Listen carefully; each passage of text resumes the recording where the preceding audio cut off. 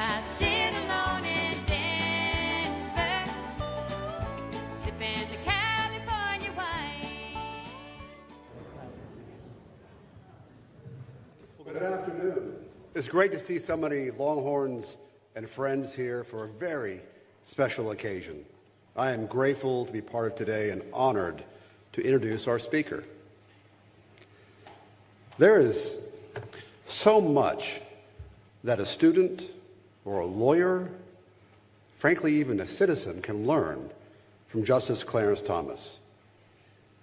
He has served on our nation's highest court longer than any current justice and has shaped how we think about the law in ways that will endure for generations.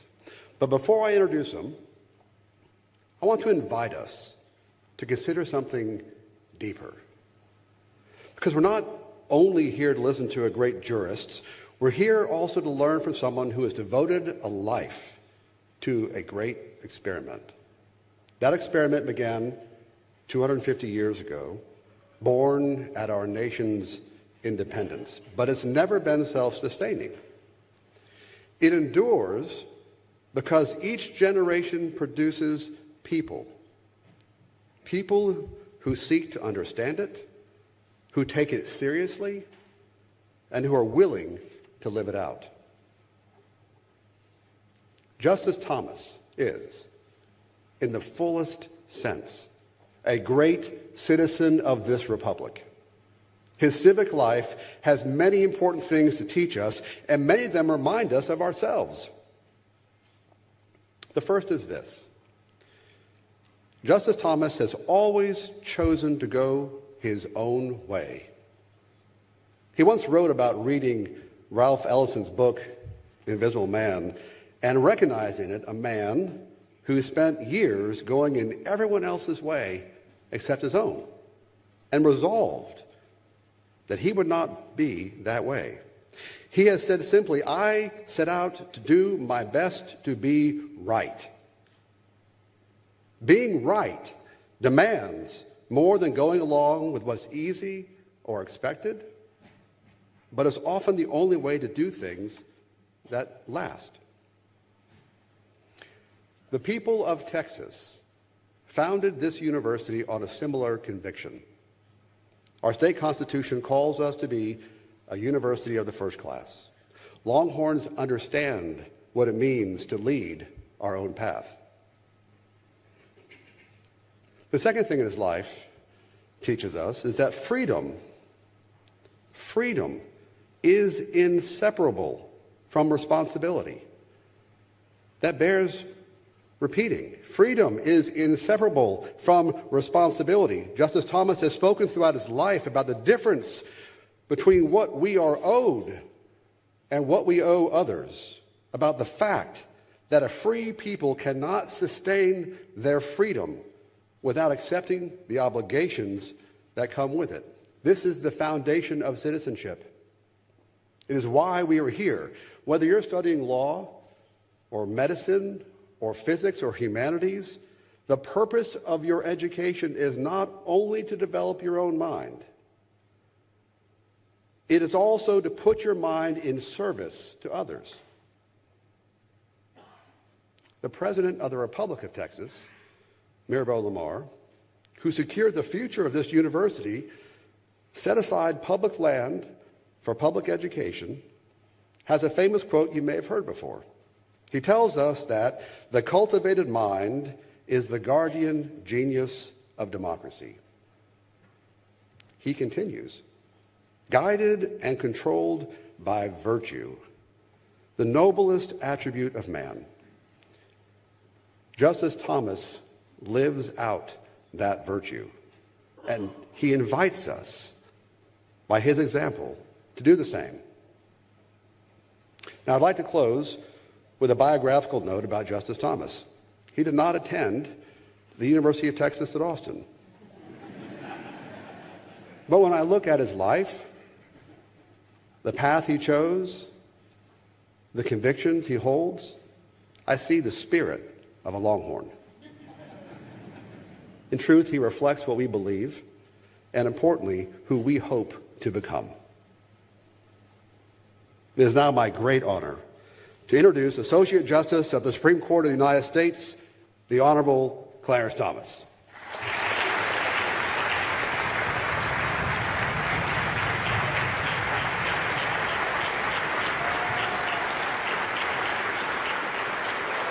Thank you.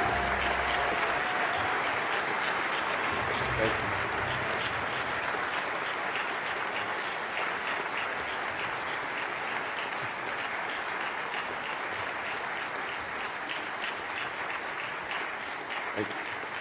Thank you.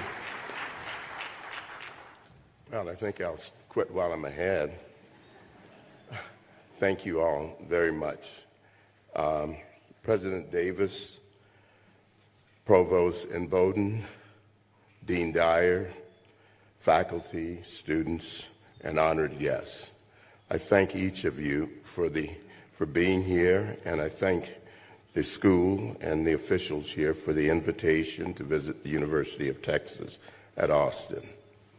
My wife, Virginia, and I are pleased to be here to celebrate the 250th anniversary of the Declaration of Independence.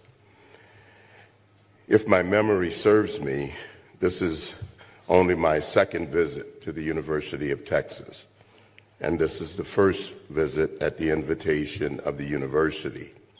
But I have hired and worked with a number of outstanding young people associated with this university.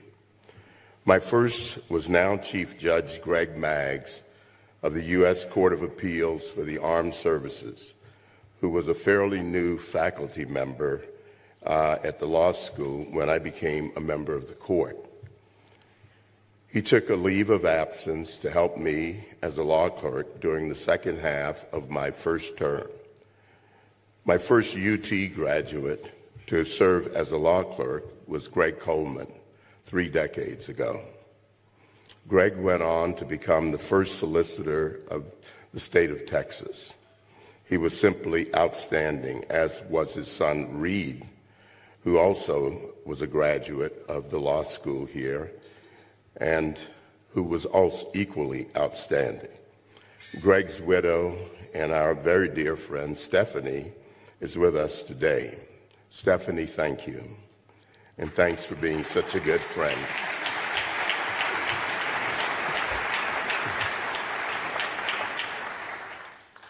And both Greg and his son Reed clerked for my dear friend Judge Edith Jones, also a graduate of UT Law School. I greatly admire Judge Jones. She is one of my heroes, and I admire her as a person and as a jurist. And I'm grateful that she can be here today. A number of my former clerks are also here.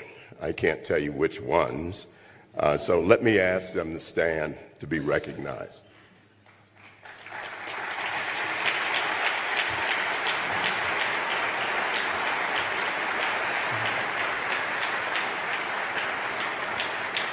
So in my chambers, UT and UT Law School are very well represented. I hope, I'm having a little trouble with this, getting used to the podium, sorry about that. I hope that my talk today will help in some small way to inaugurate another great initiative, the state of Texas's plan to restore the teaching of civics and Western civilization to a central place in its flagship university. And I am grateful and honored to have been invited by Justin Dyer, the Dean of the new School of Civic Leadership. I'm also grateful for the assistance of my former law clerk, Professor John Yu, who has spent the last 3 decades at Berkeley Law School, but is now joining Justin and his team here at the University of Texas. The school's stated mission is to help students encounter the distinct inheritance of Western civilization and the American constitutional tradition as part of a larger quest for wisdom about how to live and how to lead. Your plans could not come at a more important moment for our nation when, as we celebrate the 250th anniversary of the Declaration of Independence, the very values announced in it have fallen out of favor. It is my sincere hope that your work to revitalize the teaching and research of Western civilization and the American constitutional tradition will lead the way in the reform of our nation's colleges and universities. And I hope that your example will help to rejuvenate our fellow citizens' commitment to the principles of the Declaration of Independence. I seem to always enjoy my travels to this amazing state. My wife, Virginia, and I have many wonderful friends and acquaintances here. And it is so special to have our dear friends, Harlan and Kathy Croat, join us today. One of the features of this state that stands out in a way that is the way that Texans talk about it. What comes through is a sustained and sustaining affection that they have for their home state. That reverential feeling for and attachment to Texas is to be respected and admired, and if possible, emulated.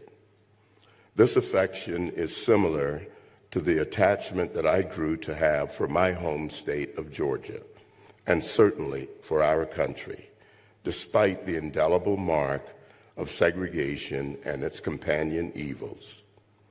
I was proud to say that I was American by birth and Georgian by the grace of God. It was not uncommon to hear others openly proclaim their allegiance to God and country. At our grammar school, St. Benedict's, we started each school day by lining up 2 by 2 and class by class in the schoolyard to watch the raising of our flag and to say the Pledge of Allegiance before silently marching to our respective classrooms. Even as so much of our God-given and constitutional rights were denied us, we still faithfully said the Pledge of Allegiance, memorized the preamble to the Constitution, and yearned for the fulfillment of its promised ideals. Sadly, these sentiments are not as widely shared among our fellow citizens today, and they certainly do not seem to have that sustaining strength that they had back then. In fact, all too often, the sentiments tend toward cynicism, rejection, hostility, and animus toward our country and its ideals.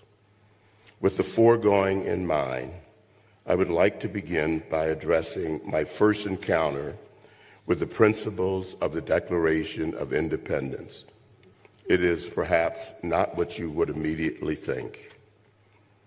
The second paragraph of the Declaration proclaims, "We hold these truths to be self-evident, that all men are created equal, that they are endowed by their Creator with certain unalienable rights." Throughout my youth, these truths were articles of faith that were impervious to bigotry and discrimination. The American Heritage Dictionary of English Language defines self-evident as obviously true and requiring no proof, argument, or explanation. Whether they had a divine source or a worldly one, they were never questioned. They were the Holy Grail, the North Star, the rock, immovable and unquestioned. Despite the multiplicity of laws and customs that reeked of bigotry, it was universally believed among those blacks with whom I lived and who had very little or no formal education that, in God's eyes, and under our Constitution, we were equal. This was also the case with my nuns, most of whom were Irish immigrants. At home, at school, and at church, we were taught that we are inherently equal, that equality came from God, and that it could not be diminished by man. We were made in the image and likeness of God. That proposition was not debatable and was beyond the power of man to alter. Others with power and animus could treat us as unequal, but they lacked the divine power to make us so. Somehow, without formal education, the older people knew that these God-given or natural rights preceded and transcended governmental power or authority. When you lived in a segregated world with palpable discrimination, and the governments nearest to you enforced laws and customs that promoted unequal treatment, it was obvious that your rights or your dignity did not come from those governments, but rather from God. Though not a literate man, my grandfather often spoke of our rights and obligations coming from God, not from architects of segregation and discrimination. Men were not angels. They were subject to the constraints of antecedent rights, and we were not subject to those men, even as we were subjected to their whims. We knew that life, liberty, and property were sacrosanct. Those truths were self-evident to the adults in our lives and were taught to us as indelible, undeniable truths. Those around us would endure or could endure the insults of segregation with dignity because they knew that in God's eyes they were equal. All too often, there is an unfortunate tendency when discussing the Declaration to make these self-evident truths and first principles of government obscure. Intellectuals want you to believe that our founding principles are matters of esoteric philosophy or sophisticated debate. Even those who support them too often talk about them as if they were academic playthings. They overcomplicate them, take the spirit out of them, and discuss them in a way that puts us to sleep. But the principles of the Declaration of Independence, as I encountered them, are a way of life. They are not an abstract theory that you only learn in college or law school, but the basic premises of our Constitution and government that you can learn from the people all around you. When Alexis de Tocqueville visited early America from France, he was struck that there was no country in the civilized world where they were less occupied with philosophy than the United States. But there was likewise no country where the principles of the Declaration were more deeply ingrained or more fiercely defended than those same United States. That is the sense in which I knew the principles of the Declaration in my childhood. That is the only sense in which those principles can sustain our country. And that is the sense in which I will speak to you about those principles today. I believe now, let me change these. I believe now, as I did then, that the Declaration of 1776 provides us with the principles to guide us as citizens of our republic. Even in this time of questioning and criticism of our founding, We should not forget that the Declaration established the principles that produced, despite all of our imperfections, our miscues, and our tragic mistakes. It gave us the freest, wealthiest, and most powerful nation in the history of the world. It provided the moral principles by which Frederick Douglass, Abraham Lincoln, and Martin Luther King would criticize the institutions of slavery and segregation.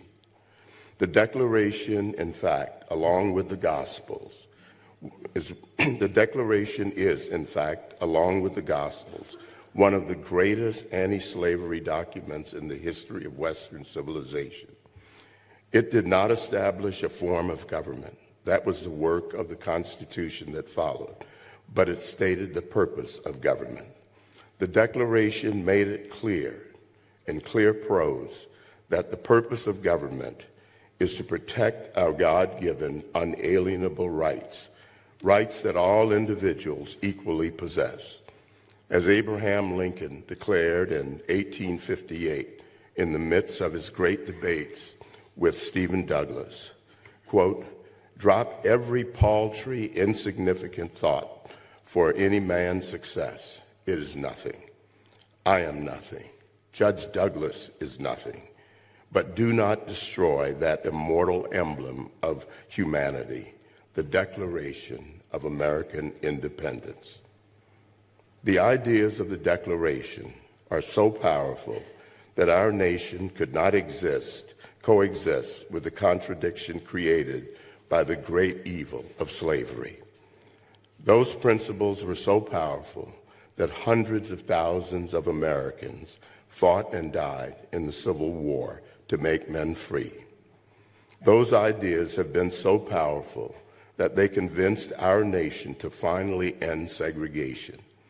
They continue to be so powerful today that they have inspired people throughout the world to throw off the shackles of their own oppressors. And it all began with our founders declaring in 1776 in the Declaration of Independence that we hold these truths to be self-evident, that all men are created equal, and that they are endowed by their Creator with certain unalienable rights, that among these are life, liberty, and the pursuit of happiness. We should also not forget the important sentence that follows, that to secure these rights, governments are instituted among men, deriving their just powers from the consent of the governed. That to secure these rights, governments are instituted. The principle of consent follows from the principle of equality. We, the people, can never legitimately consent to the violation of our God-given equality. However, when I encounter the Declaration of Independence anew today, I am most struck by the final sentence. It can be easy to forget, 250 years later, the courage it took for those 56 men to sign the Declaration. Arguably, those men committed treason against the king, risking death at the hands of an empire far mightier than the newborn United States. They thus concluded with the memorable final sentence, and I quote, "And for the support of this declaration, with a firm reliance on the protection of divine providence, we mutually pledge to each other our lives, our fortunes, and our sacred honor." I will say it again. We mutually pledge to each other our lives, our fortunes, and our sacred honor. Recently, I came across a definition of courage that is attributed to President Franklin Delano Roosevelt. And courage is not the absence of fear, but rather the assessment that Something else is more important than fear. In essence, the signers of the Declaration were saying that they were willing to die for the principles they were asserting, the supreme act of courage. Those principles were more important than their fear. Nothing in the Declaration of Independence, I now realize, matters without that final sentence. Without that sentence, the rest of the Declaration is but mere words on parchment paper. Nice words, but nonetheless, just words. What changed the world was not the words, but the commitment and spirit of the people who were willing to labor, sacrifice, and even give their lives, what Lincoln at Gettysburg called the last full measure of devotion for the Declaration's principles. It is that devotion, it is that devotion to which we owe our rich inheritance. It was that devotion that sustained the Founding Fathers and the Continental Army as they fought and won the Revolutionary War, braved the winter at Valley Forge, crossed the Delaware, and defeated an army many times their number and firepower to win their freedom. It was that devotion that Nathan Hale expressed when, before being executed by the British, he reportedly said, "I only regret that I have but one life to give for this country." It was that devotion that Patrick Henry invoked when he stood before the Virginia Convention and asked, "Is life so dear or peace so sweet as to be purchased at the price of chains and slavery? Forbid it, Almighty God. I know not what course others may take, but for me, give me liberty or give me death." That devotion has driven the great achievements and heroism of Americans in the 250 years since. Think of the frontiersmen who settled the West. Think of the families who built their little towns on the prairies. Think of the women who raised their children to love God and country and sent them off to fight wars. Think of the soldiers on the battlefields of the Civil War who sang, "As he died to make men holy, let us die to make men free." Think of the innovators and laborers and engineers who, Tocqueville observed, were so infused with the patriotism that they felt every triumph for their country as a triumph in their personal lives. Think of how the devotion carried us from Independence Hall to Flanders Field and to the beaches of Normandy. Think of the memorable scene in the Band of Brothers when the American soldiers arrived at a concentration camp, saw the suffering, emaciated, desperate prisoners, unlocked the gates, and gave them food and blankets and warm embraces. The soldiers looked around and knew in their hearts that this is why we fight. Think of the passengers of Flight 93 that crashed in Shanksville, Pennsylvania on 9/11, or the young men and women whom we send in harm's way, even as we sit here today. Think of my grandparents who heroically, quietly, without fanfare, sat my brother and me down at the kitchen table in August of 1955 and committed the rest of their lives to us so that we could have a chance. They told us, "We don't have no education. We don't have no education and no chance, but you boys are going to have a chance. But we're going to devote the rest of our lives to you boys." It was their devotion, their love, their dedication to raising us right that has made the difference, not the words, though the words expressed as best they could what they intended to do. Their devotion is what mattered. Similarly, it is the devotion expressed in the final sentence of the Declaration, the willingness to do anything for our principles that has throughout American history been most indispensable. It is that devotion that we are missing today and that we must find in our hearts if this nation is to endure. I arrived in Washington, D.C. 47 years ago. It's hard to believe. I arrived as a staffer for Senator Jack Danforth of Missouri in 1979, telling myself that the job on Capitol Hill would be a short stop on my way home to Savannah, Georgia.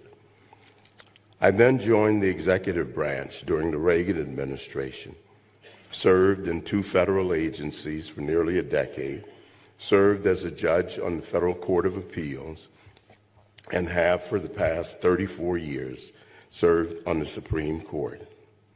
Since the day I arrived in Washington, there was never a shortage of people espousing noble purposes, saying all the right things. All around me, there have been people full of promises, claiming a commitment to some righteous cause, to traditional morality, to national defense, to free enterprise, to religious piety, or to the original meaning of the Constitution. These people can be just as high-minded as the men who signed the Declaration. They can mouth the words of the Declaration and parrot its principles. They can write essays and talk at conferences about the Declaration with the best of them.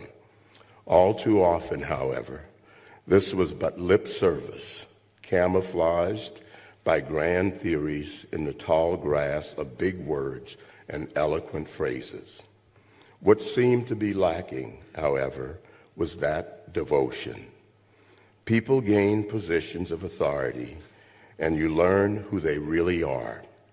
To paraphrase something I recently read, combat strips us down to our essentials. Once in the spotlight, in that combat, many people fall prey to the lures that are set up to turn them away from their previously untested principles.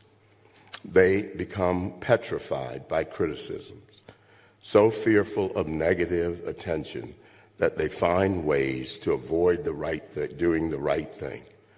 Or they fall prey to the enchanting siren songs of flattery and become so bewitched by praise that they will desperately seek to conform accordingly.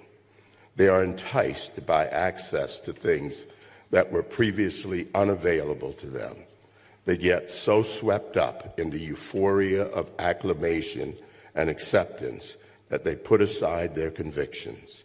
They water down their message, negotiate against themselves, vote against their principles, and hide in the tall grass.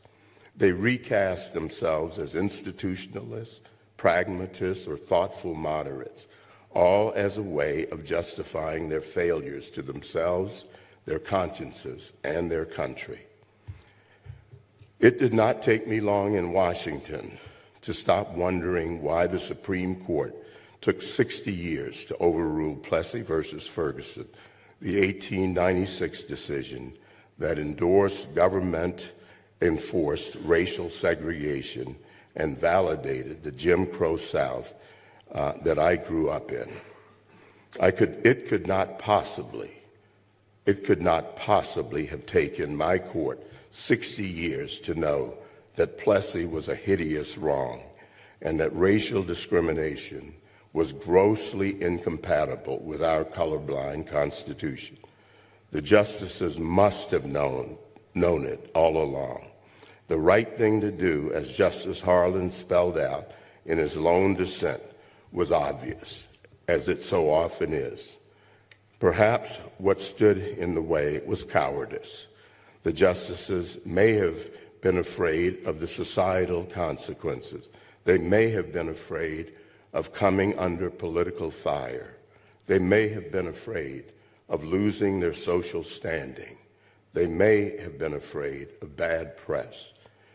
They could have been concerned that if they began to enforce a colorblind Constitution, They would have to address interracial marriage next. But in any case, for 60 disgraceful years, they made American children like me grow up in a racial caste system because it was easier to do nothing than to do the right thing. When Americans look to Washington and wonder why it so often disappoints, it is not because there are too few people who know what is right. It is not because we lack the intellect or the capacity or the talent. It is instead because there are too few people who are willing to do what it takes to do the right thing, to sacrifice the popularity, flattery, comfort, and security that are the purchase price for principle.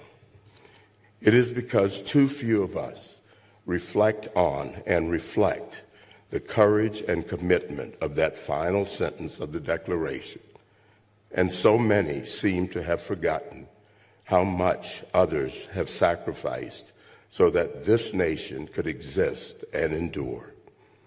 I will state this more poignantly.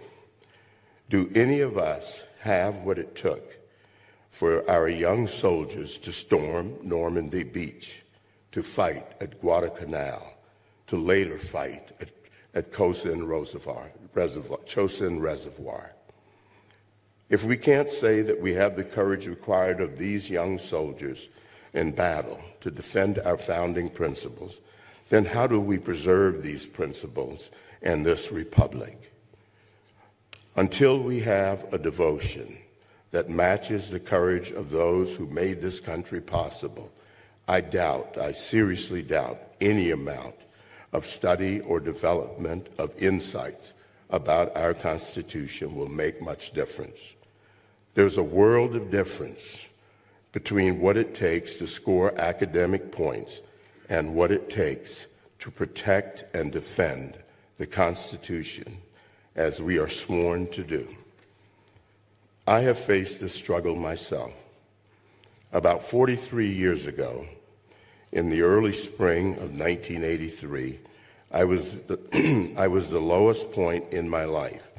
I had just buried both of my grandparents, the man and woman who raised me, and the two greatest people that I have ever known. I was broke. I was living in and nearly evicted from a cockroach-infested apartment. I could not pay my credit card bills on time.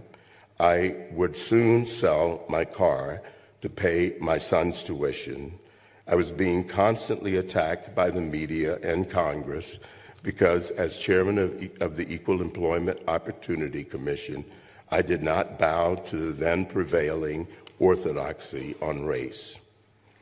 At that point, I asked myself a simple question: what are the principles worth? What are your principles worth to you? My answer then was the same I would give today. They are worth life itself. What are those principles?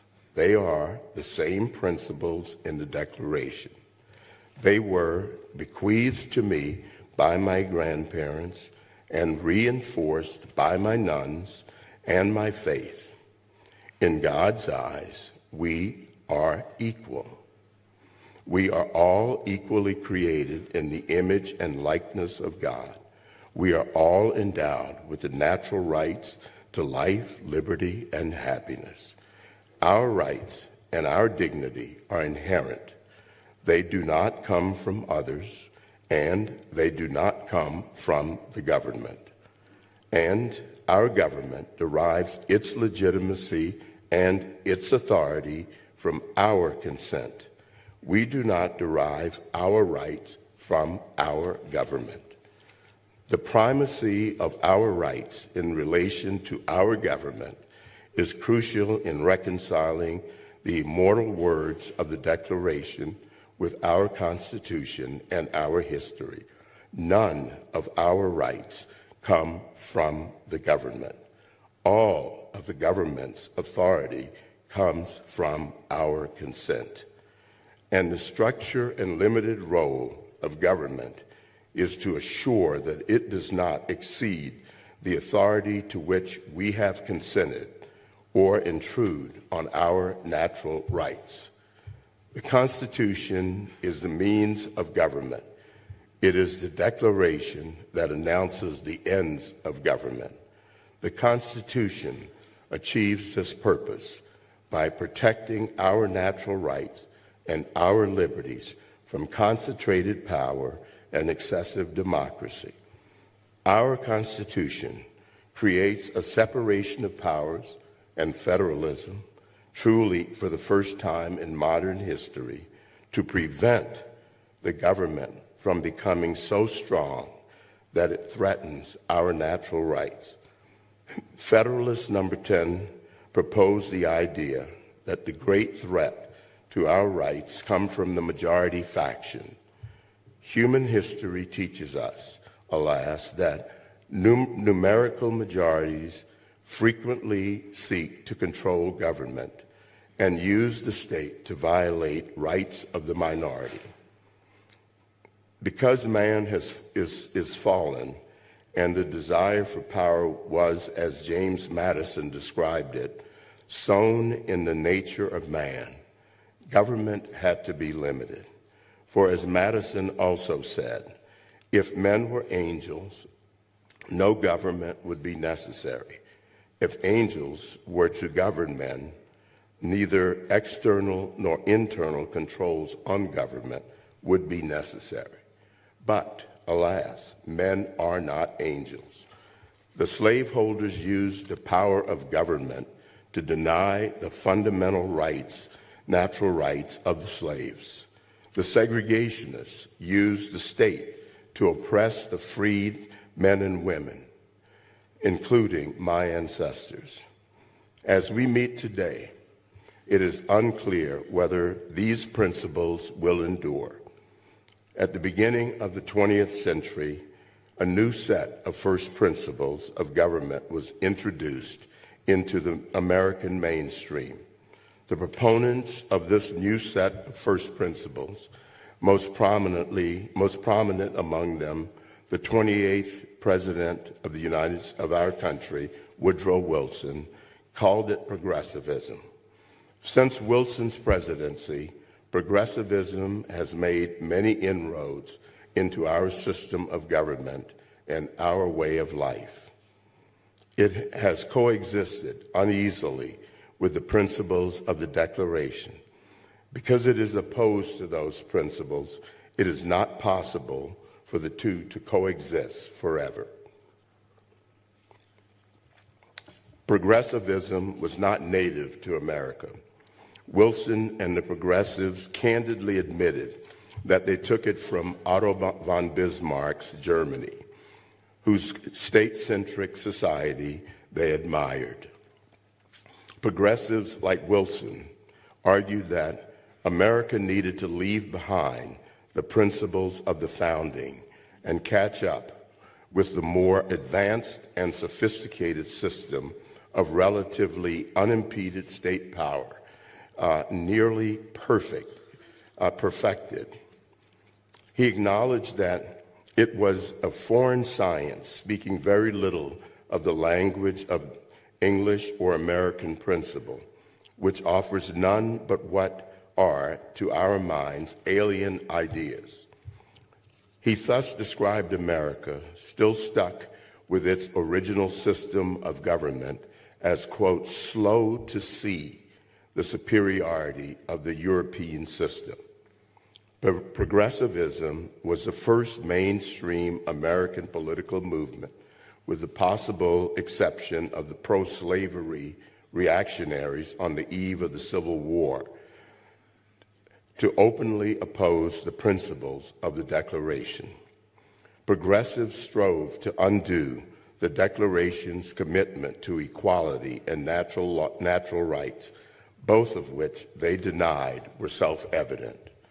To Wilson, the unalienable rights of the individual were, quote, a lot of nonsense. Wilson redefined liberty not as a natural right antecedent to the government, but as, quote, the right of those who are governed to adjust government to their own needs and interests.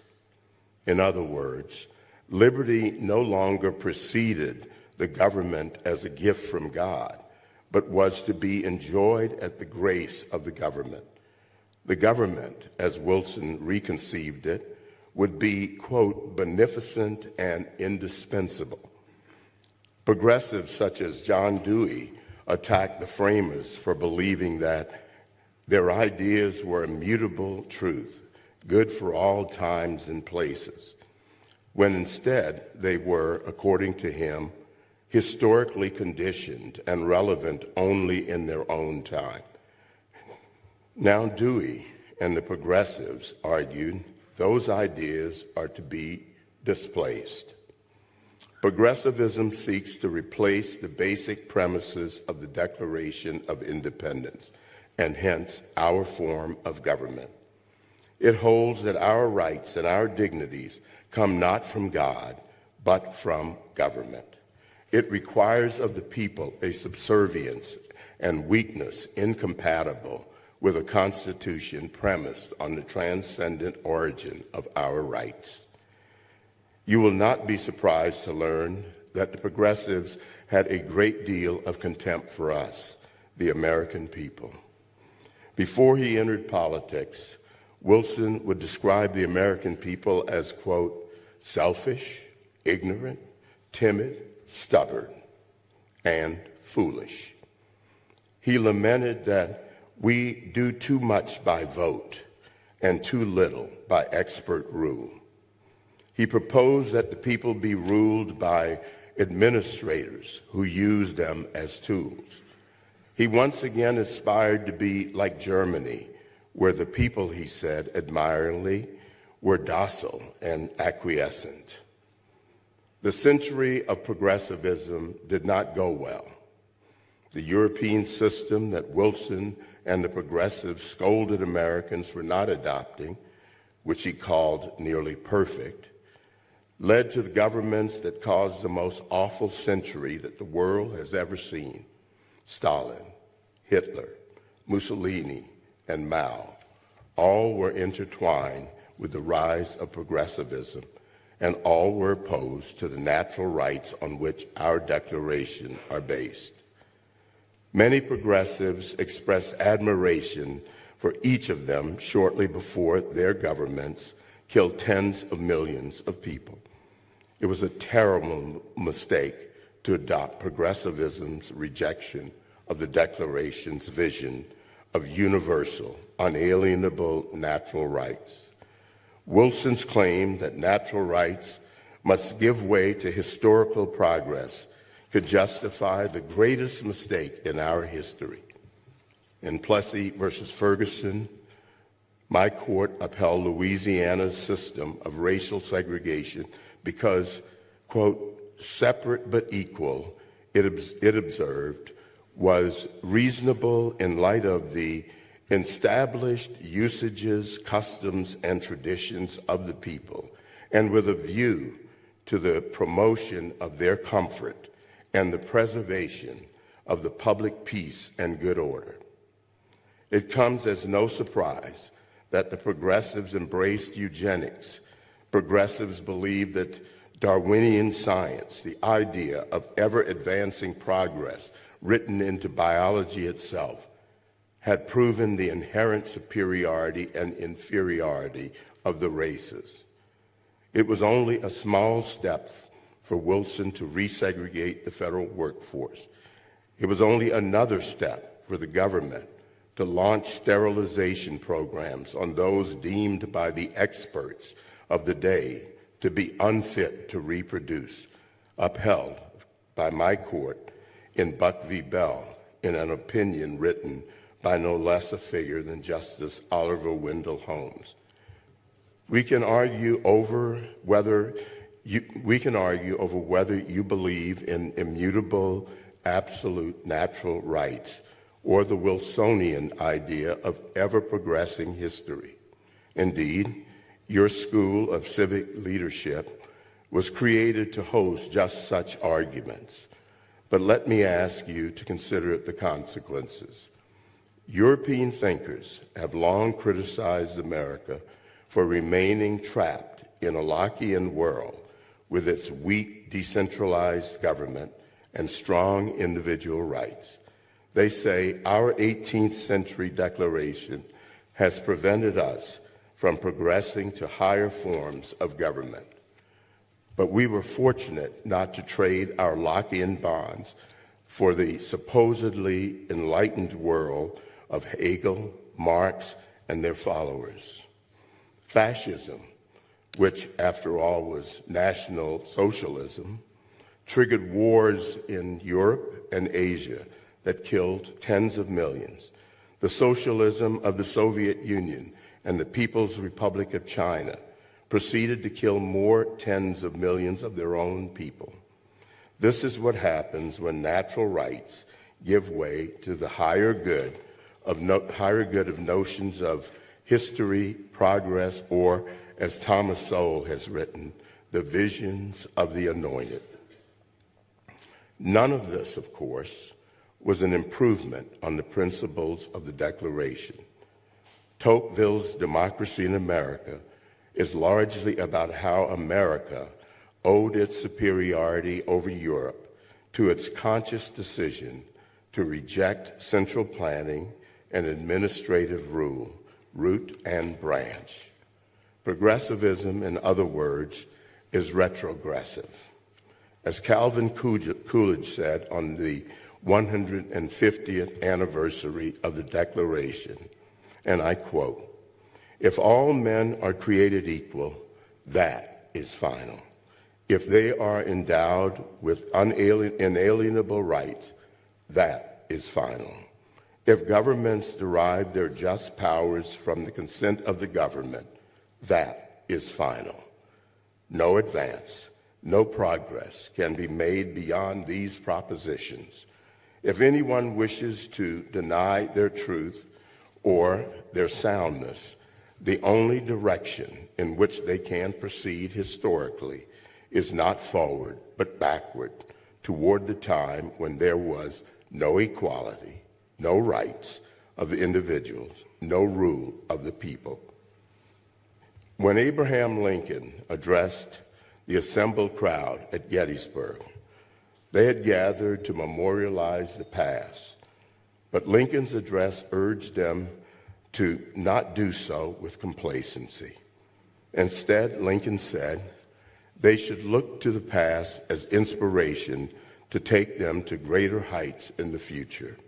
And I quote, "It is rather for us to be here, dedicated to the great task remaining before us, that from these honored dead, we take increased devotion to that cause for which they gave the last full measure of devotion, that we were highly resolved that these dead shall not have died in vain, that this nation shall have a new birth of freedom, and that this government of the people, by the people, and for the people shall not perish from the earth."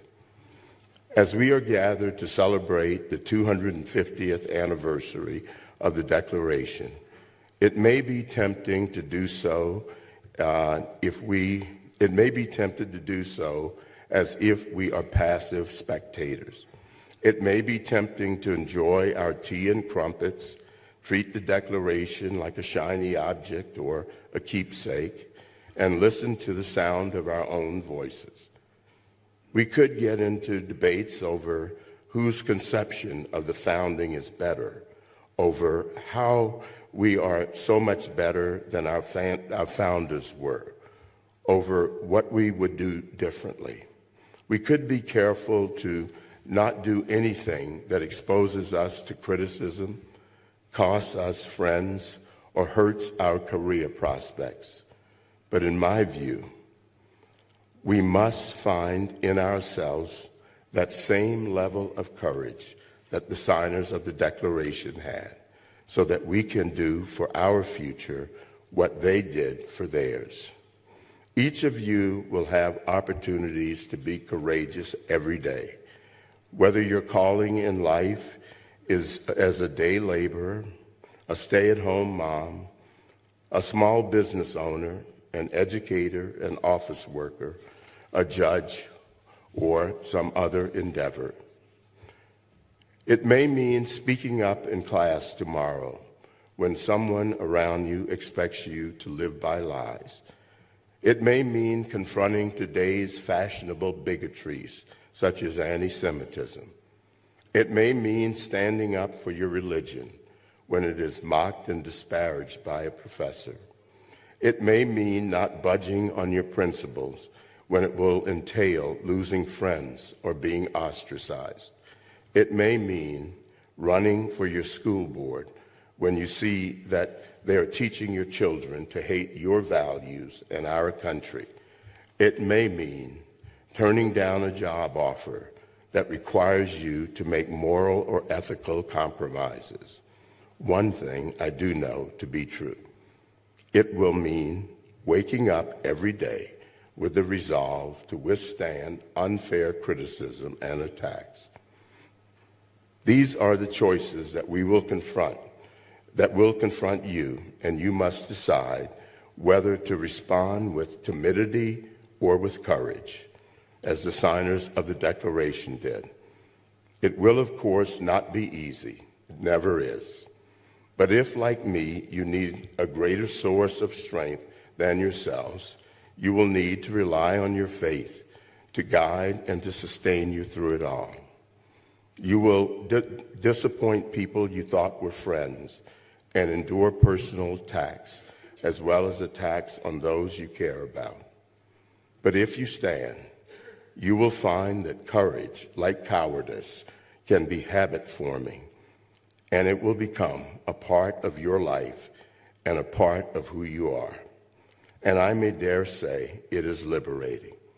You will also be a living example for others to emulate. So by all means, celebrate the Declaration of Independence. It is the most important act of American history, the foundation of our Constitution, and as Lincoln said, the sheet anchor of our republic. But I implore you to celebrate it by standing up for it, by defending it, and by recommitting yourselves to living up to its ideals. Channel the courage of the men who faced down a king and signed it, or a president who led the nation in a civil war, rather than permit this House to be divided by the great contradiction of slavery. Take increased devotion to that cause for which they gave the last full measure, and with a firm reliance on the protection of divine providence, let us mutually pledge to each other our lives, our fortunes, and our sacred honor. Thank you, and may God continue to bless our country.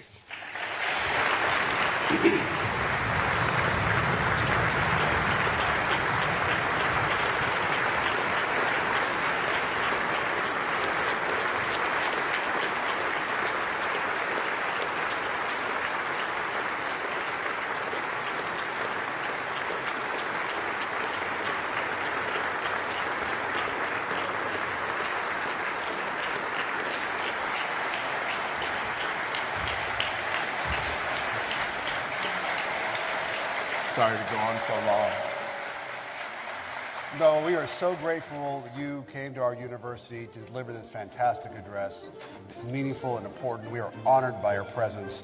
And so we brought you a present to remember the Longhorn family as well. This is your jersey and your invitation to come back to our campus every day. Thank you, sir, very much. Thank you.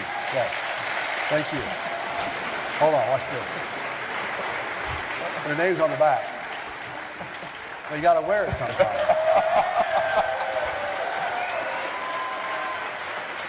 Can I get those 3 seconds back? Oh, he wants the 3 seconds back. Well, I'll give you 3 seconds to sit down. We have Will and Bowden coming up as well to continue a conversation. I'll hold that for you, sir. Thank you. Thank you. I'll take all this, of course. Thank you all very much. Will and Bowden, our provost.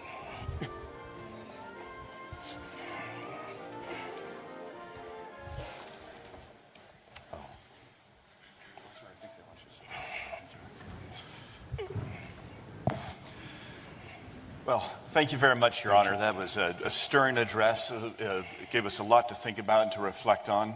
Hope it wasn't too painful for you as a Nebraska fan to be given that jersey there at the end. So anyway, but you're in friendly. Well, I offered it up.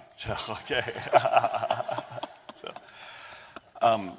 For the final part of our program today, a number of our wonderful students here at the University of Texas, undergraduates and graduates, have submitted a number of questions that Justice Thomas has graciously agreed to address. So I'll read the name of the student, the school they're in, and then the question. And some of these are going to be softballs, and others are going to be for the final exam. So, all right. So anyway. All right, the first one comes from Austin Boyles of our law school. What is your favorite opinion you've ever written? I have no idea. You know, I don't keep, honestly, I don't want to be glib, but one of the things I decided early on is never to keep score, never to keep trophies. I don't count the number of opinions. I don't count the number of years I'm on the court or anything like that. I think you just do your job. You get up every day, you do it, and you leave it there. And I think that the most dangerous opinions are the ones that people seem to have the least interest in. And just remember, Plessy was not considered an important opinion. You won't find any contemporaneous law review articles or anything on it. And look at the damage that it's done. And any judge can tell you that any number of unimportant opinions sit there in our reports like a loaded gun, and somebody finds it and they use it on something really important. So I don't know how many opinions I've written, but if I were forced to choose opinions, the category I would choose would be the ones that nobody's interested in, like Ford Motor Credit or something like that. The time value of money. You can't do much damage with that.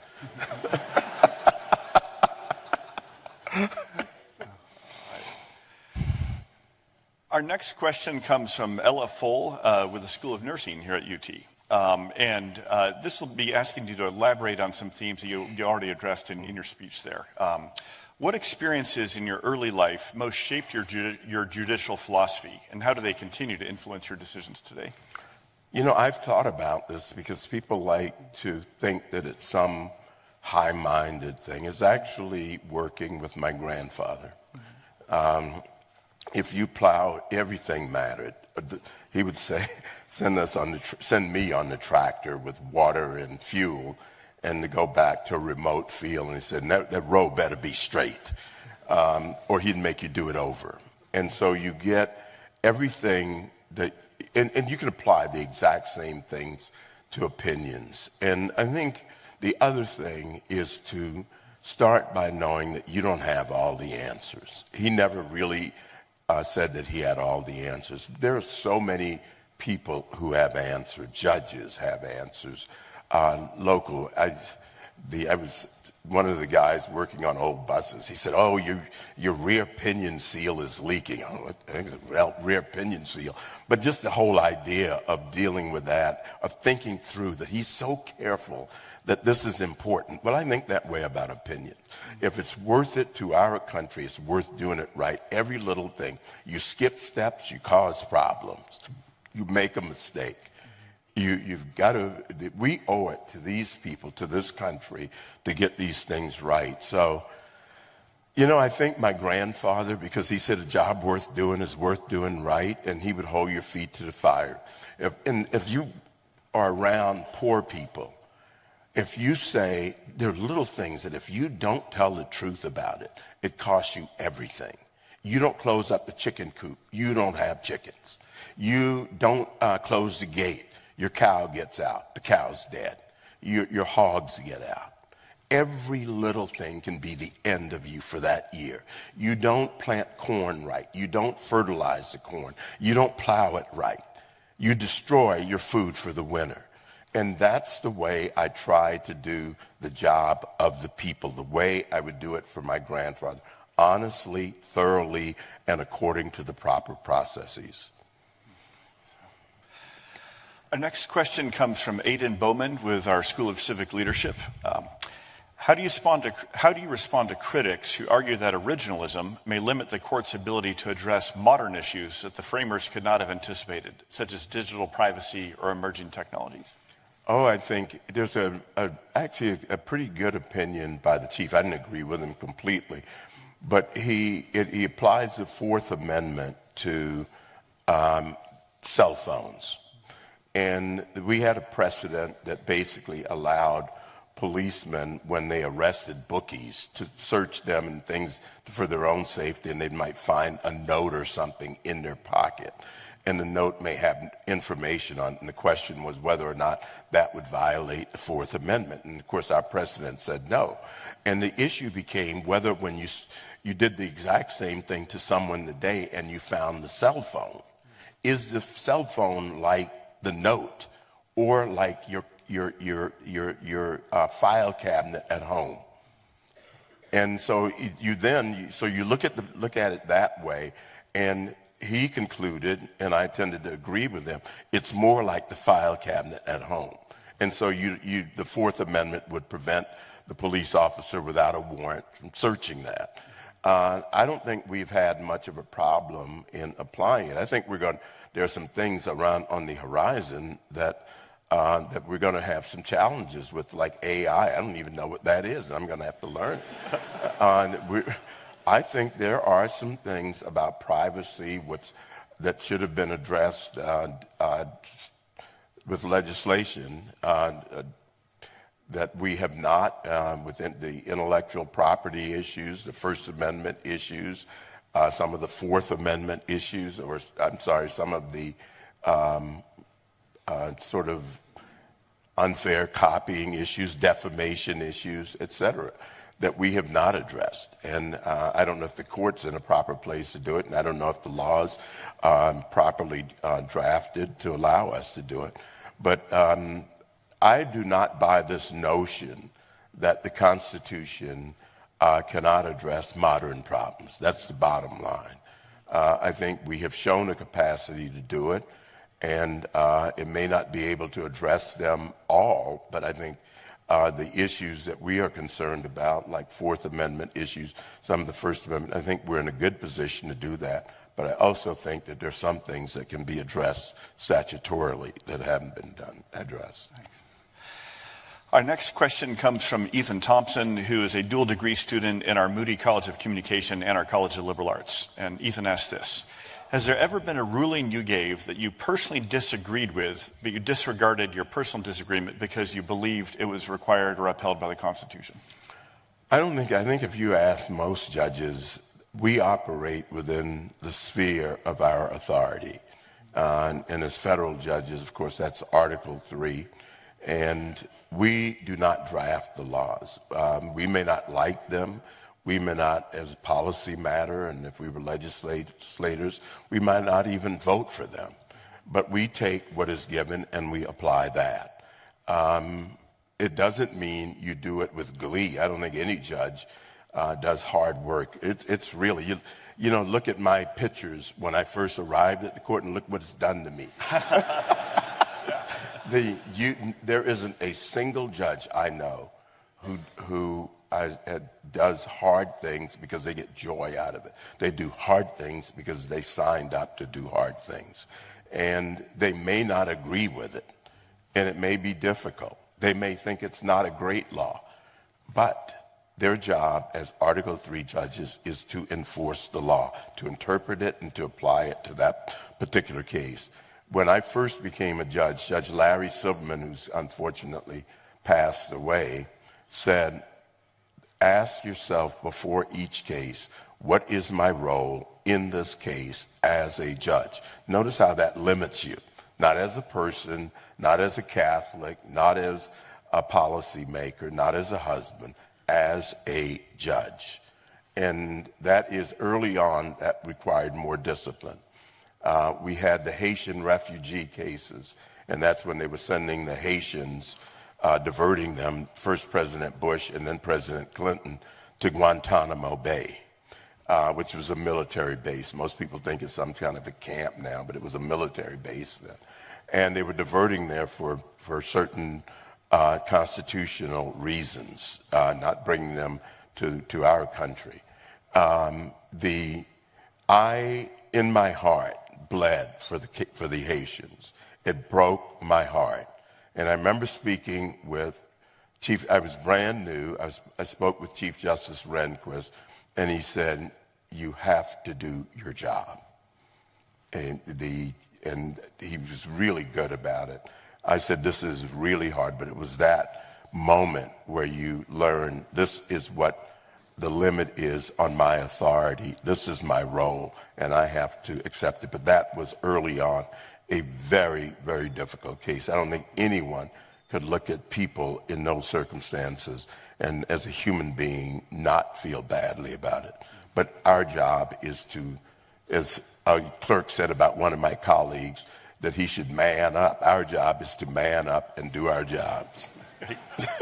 I won't ask who that clerk was. I'm not, no. Okay, all right, okay. I'd say it's off the record, but there's 1,000 people. Oh, no, nothing's off the record. We'll talk afterwards. All right, no, you lose control of it as soon as you utter it. Yeah, okay, all right. Shane David Willett from the School of Civic Leadership asked this: if you could recenter the study of constitutional law, what aspect of American constitutionalism do you think is both foundational yet strangely underdiscussed? Oh, I think the ratification, the founding, I think what our framers really meant by the Declaration. I think that, when I was in law school, we didn't even read the Constitution when I took constitutional law. We did not certainly read the founding. We did not read. Pauline Mayer has this wonderful book on ratification. I mean, it is one of the things that I have found being in this job, and what we owe to our fellow citizens is to educate ourselves about history. I just think we owe it. It's like the football players have off season, they have conditioning and all those things. I think we have to do the exact same thing. We have to be prepared. We have to read about Reconstruction, on and on and on. It isn't just about looking at the words. It's about looking at everything that was around it. I remember when we were working on the separate writing in the McDonald gun case, and people were saying things like the framers never thought of broadly about the right to bear arms, and especially with respect to the newly freedmen. Well, you can go read Eric Foner, and you don't have to agree with him politically, but you read his book on Reconstruction. You can read others on Reconstruction. They were concerned when they drafted the 14th Amendment, what was happening to the freedmen in the South after Reconstruction, and it was awful.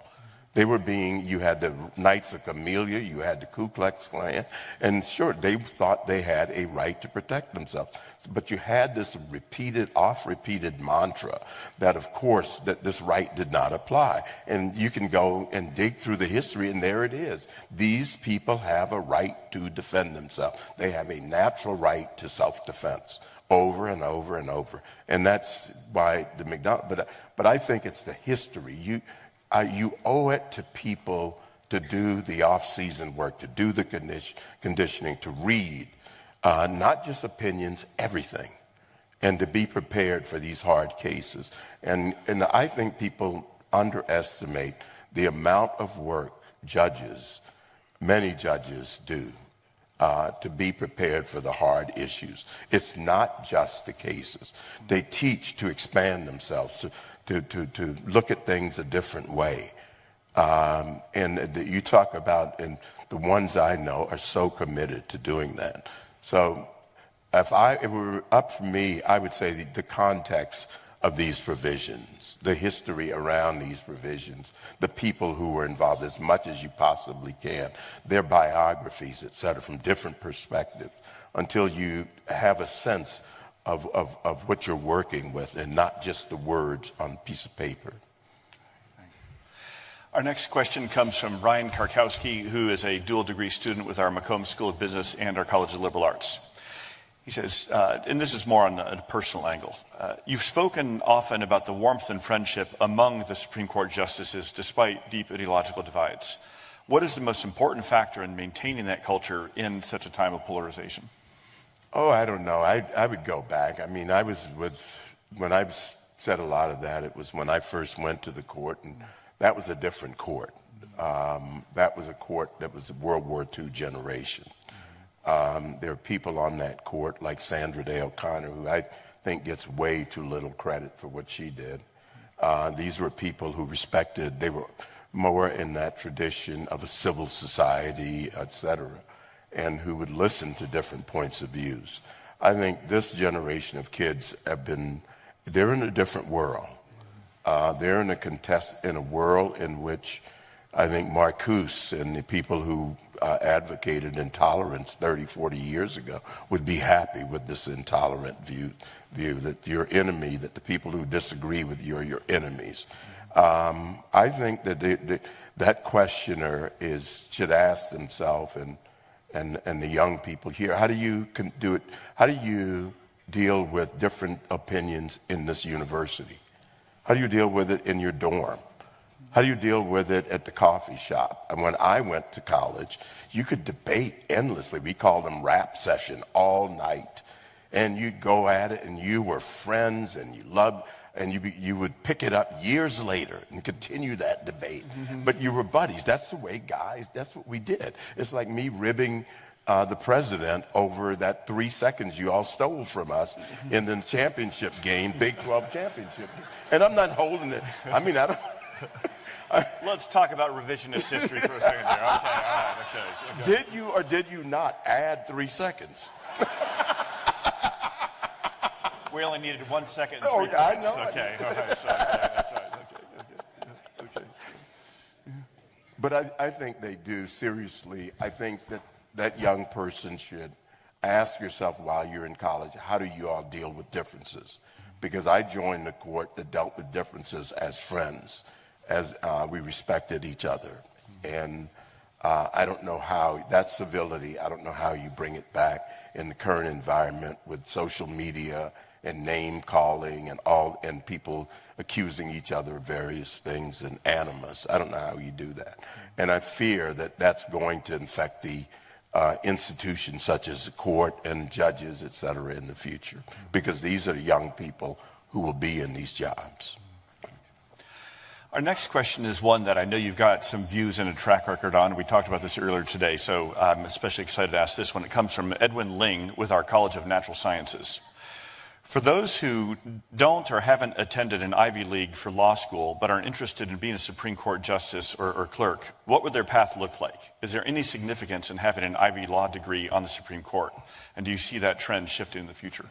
Well, I think it's really what we have allowed is for certain law schools to dominate the court. Mm-hmm. Both the law clerks and the members of the court. 4 of us on the court now went to Yale Law School, 4 went to Harvard Law School. And last I checked, those were not the only 2 law schools in the nation.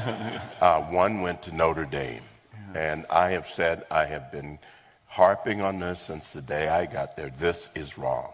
That was also reflected in the law clerks, that many of the law clerks went to certain schools. Now, we have changed that. I think smart kids can be found virtually anywhere. I had one of my clerks recently, who's now a federal judge, went to Covenant College. I had never heard of Covenant College. Mm-hmm. And then she went on to University of Florida Law School. But I think, and as I said, starting here, I had clerks out of the University of Texas. I mean, these are wonderful, wonderful kids. They're smart. Mm-hmm. They're normal. They don't feel like they're the noblesse oblige. I've even had clerks who went to Texas A&M. Oh, okay.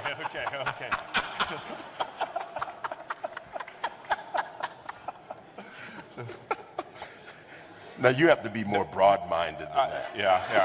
Right. No one's perfect. Okay. But I don't think it makes any sense for us to be the preserve of the Ivy Leagues. I've been very consistent about that. I think that people talk about diversity on the court. You talk about a lack of diversity. Mm-hmm. One of the things we have been able to do and that I feel good about is when I first got the 11th Circuit, which is the eastern part of the South, Florida, Georgia, and Alabama. It was rare that you had law clerks from that circuit, and we were able to. There was one year, I think there were 10 or 11 clerks at the court from the 11th Circuit. We have clerks from the 5th Circuit. We're beginning to get kids from all over, and I think you're going to see that in the future feed in the judicial appointments. And I really respect the judges who have broken that mold and helped to break that mold, and who aren't enamored of these one or two schools that judges seem to be locked in with in the past. So. Next question comes from George Grayson Slover, who is another dual degree student at our law school and at our LBJ School of Public Affairs. And he asks, how do we dispel the fatalistic view that the judicial branch has become just as political as the other branches? Well, I mean, that's, those get pretty old. I think that we have reached a point where the people who comment on judging and on courts have become more like political commentators. When I arrived at the court, there were people who actually read the opinion and commented on the opinions, and would explain as you go back to the 1950s, for example, or the 40s, and you read the New York Times on, say, Wickard and Filburn. It's beautifully written. It's concise and it's straightforward and it's actually correct.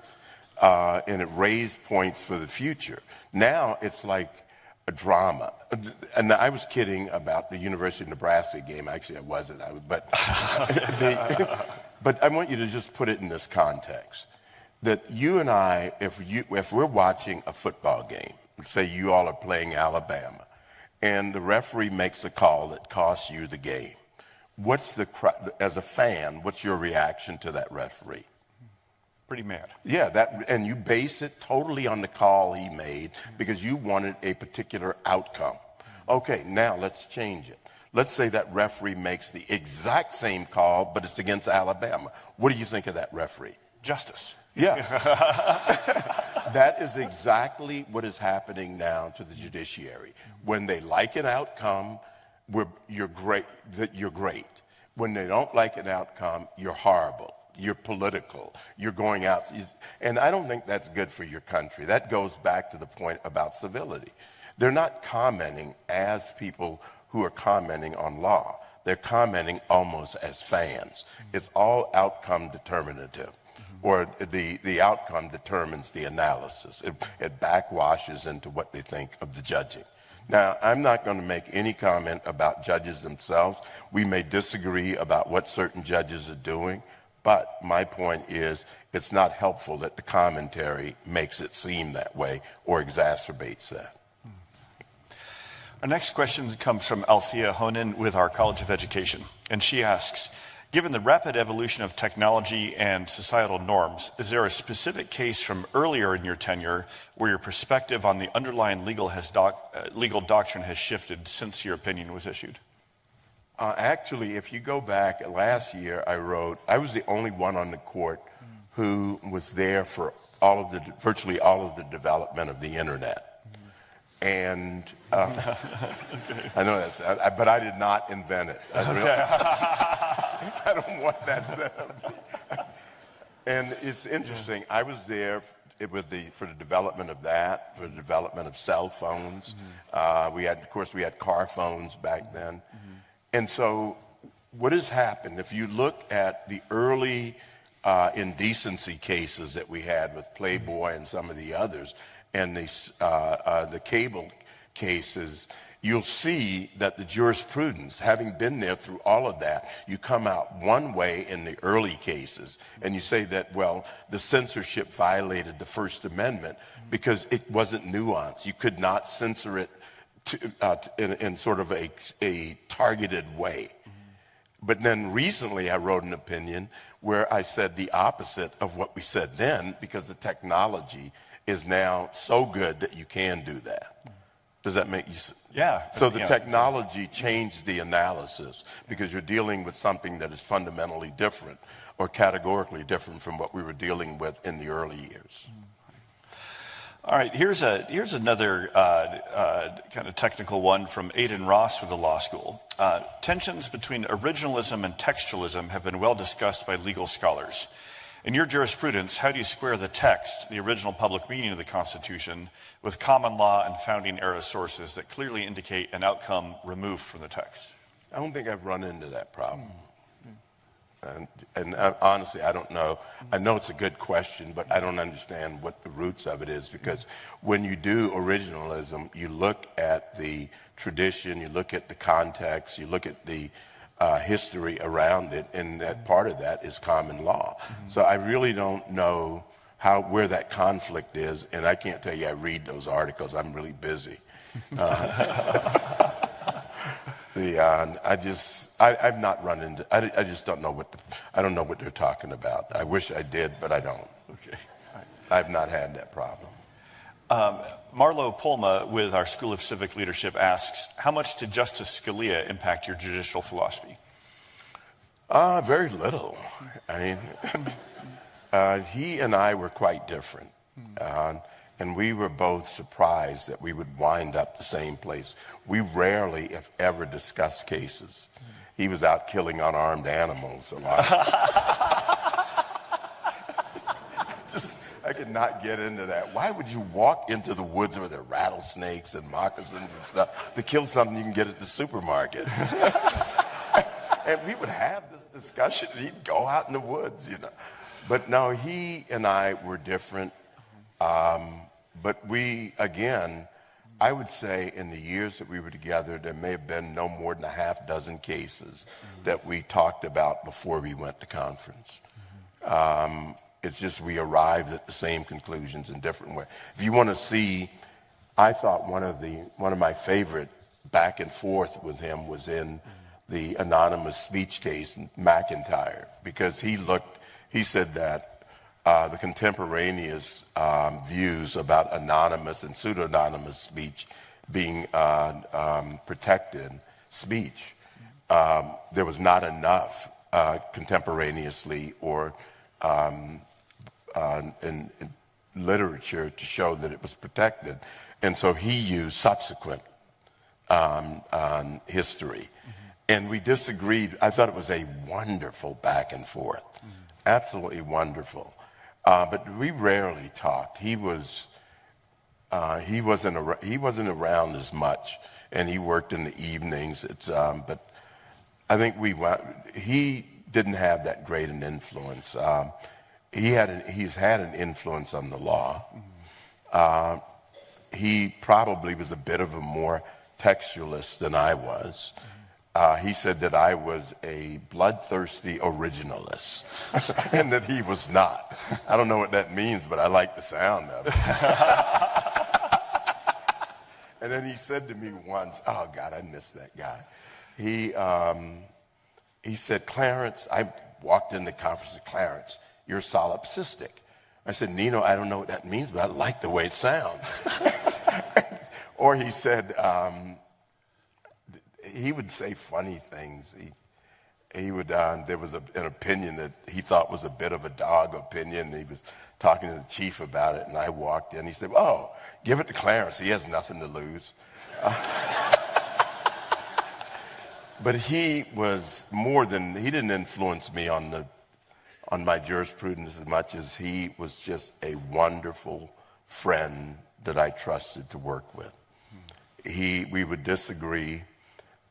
He referred to one of my Fourth Amendment opinions as what did he say? It was a liberty-destroying cocktail. And so we were out to lunch with the clerks one day, and he was having trouble figuring out what to drink.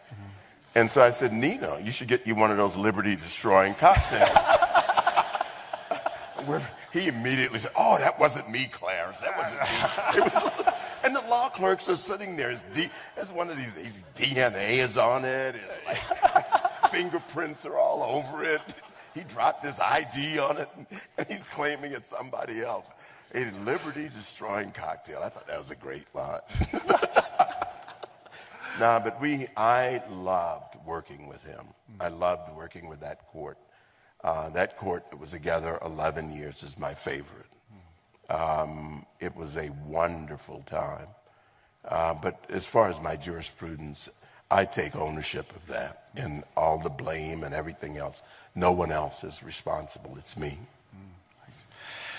Our final question comes from Sergio Nunez, also with our College of Education. And this, again, is going to be touching on some of the themes that you touched on in your formal address. As public trust in government continues to decline across multiple institutions, including the courts, many Americans now see the loss of confidence as a hill the government must climb to restore credibility. Why do you think public trust has eroded? Which concerns do you think are legitimate? And how do you suggest that we as a people could rebuild confidence in government, including the judiciary? Oh, I think by learning more about it, by understanding it, and by not being controlled by people who have an interest in constantly pounding away because they don't agree or they want something else. It's like they're throwing temper tantrums. I think that unless people, and I meant what I said, I do not. It took the speech even. It takes a lot of work for me because I want to say what I actually think. And I think if we don't stand up and take ownership of our country and take responsible for it, we are slowly letting others control how we think and what we think. I think the beauty of going to school is that you learn how to think for yourselves. You develop the discipline to think things through. If you think it's losing confidence, then you get up and you participate. You don't sit on the sidelines. You think that the state is being run and inconsistent with how you feel, then you get up and you participate. You prepare yourself. If you think that the medical profession is not right, well, you become a doctor or be a medical person, and you deal with that. I think we need to take ownership of our country. It's our country. It is not on automatic pilot. People know more about how to program their cell phone than they know about their participating in their government. They read more. I don't know who reads all these notices when you have to update your stuff, but they probably do. I mean, the Constitution is that thick. You could sit down over a cup of coffee and read the entire thing. How many people have read it? How many people know why those provisions are there? I mean, I think each of us, this again, try to make the point, is government by consent. That means we take ownership. It's our consent. And it's our country.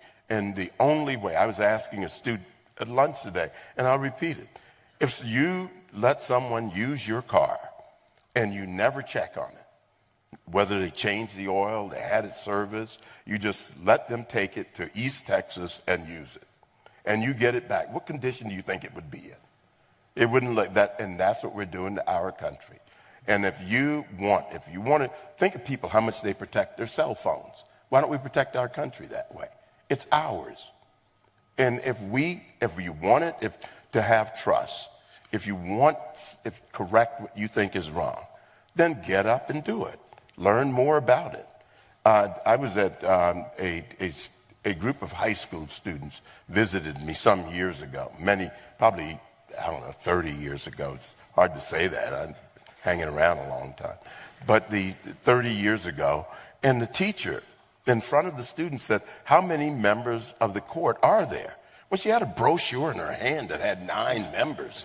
I mean, well, how hard is it to count to 9? So I think it's our country. We should take ownership of it, learn more about it, participate. If you don't like the way it runs, you run. If you don't like the way something is done, you get in there and you do it the way you think it ought to be done. Or if you think that you want to check to see whether trust is declining, you go and do it yourself. Don't listen to the networks or somebody on social media. Go check for yourselves. So I think, again, I repeat what I said there. It's our country. It's governed by our consent. let us act like that and take ownership of it. Well, Your Honor, you have blessed us greatly here with your wisdom, your candor, your patriotism, and some of these closing exhortations. So everyone, please join me in one more big show of Texas gratitude. So, thank you. So.